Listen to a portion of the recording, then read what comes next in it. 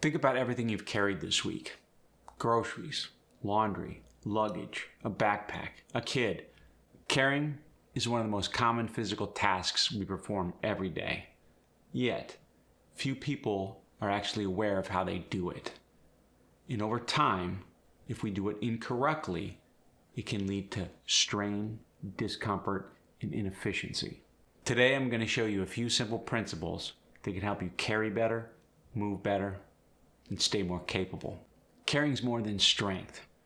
It's balance, coordination, posture, grip strength, stability. If we stop carrying things, we're going to lose some of those abilities.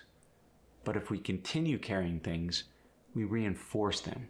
I'm going to give you 4 common mistakes people make when carrying things, and I'm going to give you ways to correct those mistakes. First, when you're carrying something like a box, often people hold it away from their body. This is going to make your arms work harder, your shoulders, your back. You're going to be straining. Simply move the object closer to your body, closer to your center of mass. Your body's going to appreciate this. Second common mistake, always carrying things on the same side, whether it's a backpack, a piece of luggage. This is going to create imbalances in your shoulder, your arm, your hand. Simply switch sides occasionally. When you're carrying a piece of luggage, use the other hand. When you got a backpack, put it on the other shoulder. Your body likes variety. Mistake number 3, poor posture. For example, you carry a heavy bag. You're straining your back. Your shoulders are tight and rigid. Your head's down. Instead, stand tall. Your eyes are straight forward and your shoulders are relaxed. Your body stays stacked, not rigid, just organized. Common mistake number 4, using just one tool, yourself.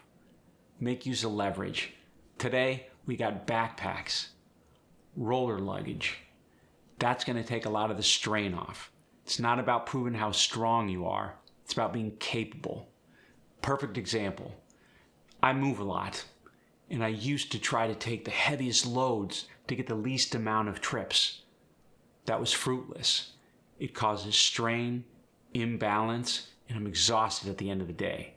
Now, I have nice, efficient-sized boxes. I can carry them close to my body and do multiple trips a lot faster, and my body isn't taking a beating.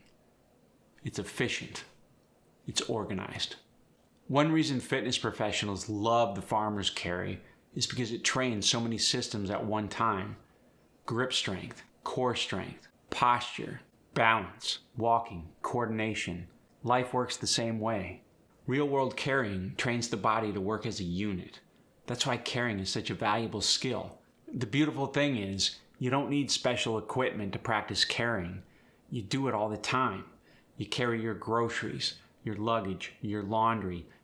Do it with intention. And when you do so, pay attention to how your body feels. And pretty soon you're developing a mind-body connection. You're in touch, you're in tuned. And you're not doing things incorrectly, which is going to lead to imbalance, strain, and discomfort. You're going to remain strong and capable throughout your years.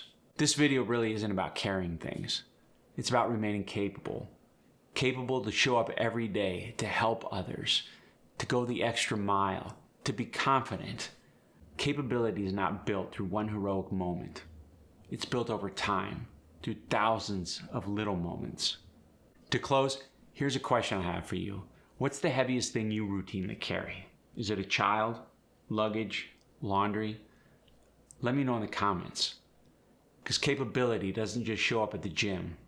It shows up in everyday life. And you want to be capable. So carry things right.